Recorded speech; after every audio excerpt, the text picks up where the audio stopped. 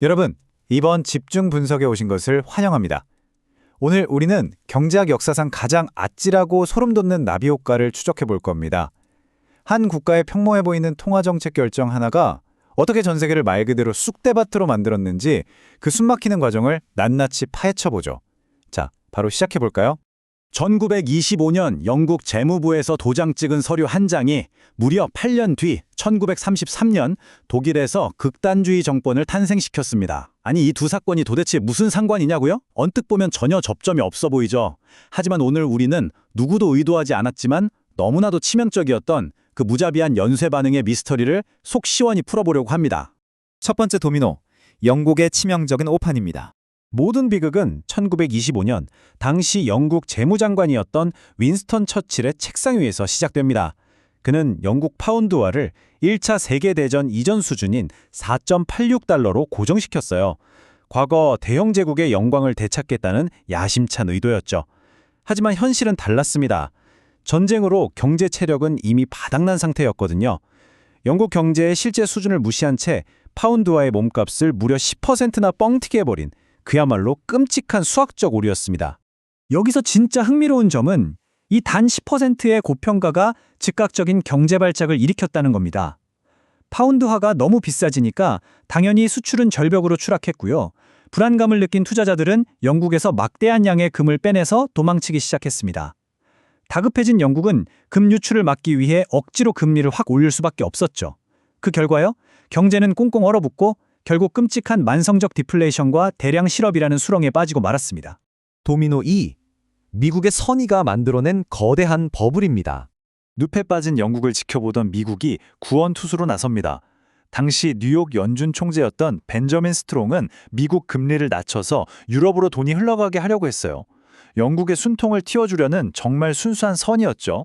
그런데 여기서 기가 막힌 아이러니가 발생합니다. 풀려난 엄청난 돈이 대서양을 건너기는커녕 미국 국내에 찰싹 달라붙어서 광란의 1920년대라 불리는 거대한 미국 주식시장 버블에 폭발적인 불을 붙여버린 겁니다. 이 거대한 거품을 만들기 위해 연준이 1927년에 딱 두 가지 조치를 취했는데요. 재할인율을 4.0%에서 3.5%로 싹 내리고 시장의 유동성을 공급하려고 정부 국채를 미친 듯이 사들였습니다. 말 그대로 금융 시스템에 돈을 홍수처럼 쏟아 부은 거예요.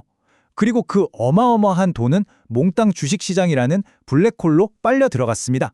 도미노 3, 대공황, 그리고 보호무역주의라는 늪입니다. 다들 아시다시피 영원한 파티는 없죠.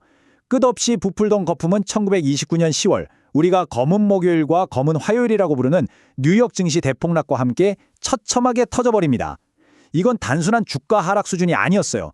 전 세계를 어둠 속으로 몰아넣은 대공황의 공식적인 시작을 알리는 무시무시한 신호탄이었습니다.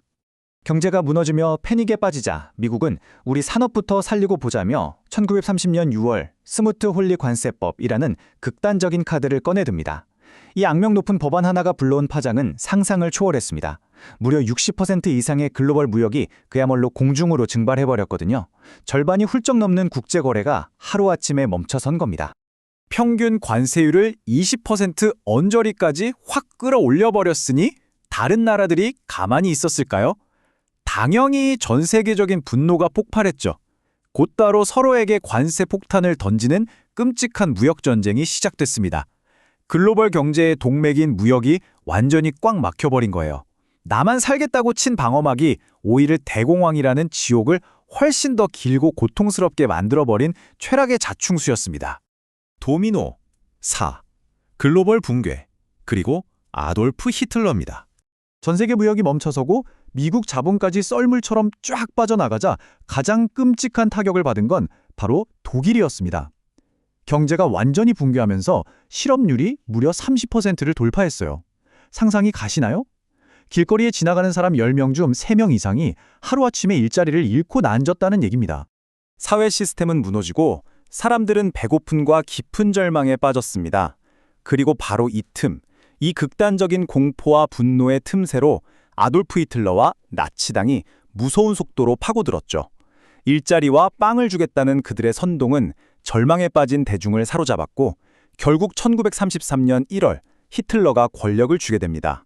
영국의 평범한 환율 정책에서 출발한 도미노가 인류 역사상 최악의 독재자를 무대로 불러올린 겁니다.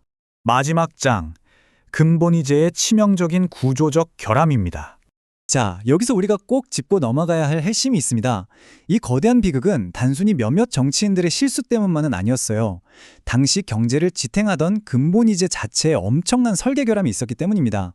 미국이나 프랑스 같은 돈 많은 흑자국들은 그냥 창고에 금을 꾹꾹 눌러 담기만 했어요. 반면 영국이나 독일 같은 적자국들은 피 같은 금이 다 빠져나가면서 뼈를 깎는 디플레이션에 시달려야 했죠. 흑자국들이 아무런 책임도 지지 않고 꽉 막힌 태도를 유지한 탓에 전 세계 경제에 피가 말라버린 겁니다. 벤 버냉키 전 연준 의장이나 베리 알켄그린 같은 경제사 권위자들도 정확히 이 지점을 지적합니다. 글로벌 경제가 불균형 상태일 때 돈을 쥐고 있는 흑자국이 스스로 균형을 맞추려는 책임을 다하지 않으면 어떻게 될까요? 네, 바로 그 이기적인 정책이 상대국의 약점과 맞물려 파멸적인 재앙을 낳게 됩니다. 이것이 바로 근본이제가 품고 있던 시한폭탄이었던 거죠. 지금까지의 타임라인을 한번 쭉 훑어볼까요? 1925년 영국의 10% 환율 오판에서 시작된 날갯짓이 1927년 미국의 주식 거품을 치우고 1929년 월스트리트 붕괴로 터져버립니다. 그리고 1930년 이기적인 관세 폭탄이 세계 무역을 끝정내더니 결국 1933년 독일의 30% 실업률과 히틀러의 집권으로 이어졌죠. 단 하나의 결함이 어떻게 전 세계를 휩쓰는 파시즘의 폭풍으로 변했는지 마치 거대한 퍼즐이 맞춰지는 것 같지 않나요? 자, 이제 현재로 돌아볼까요? 오늘날의 글로벌 금융은 1920년대와는 비교도 안 될 만큼 촘촘하게 얽혀 있습니다. 이 소름 돋는 역사를 돌아보며 우리는 스스로에게 묻지 않을 수 없네요. 한 나라가 자국 경제만 살리겠다고 던진 해결책이 지구 반대편에서는 걷잡을 수 없는 재앙이 되지 않도록 막을 방법, 우리에겐 과연 그 안전장치가 있을까요? 여러분은 어떻게 생각하시나요? 이 묵직한 질문을 남기며 오늘 집중 분석은 여기서 마무리하겠습니다.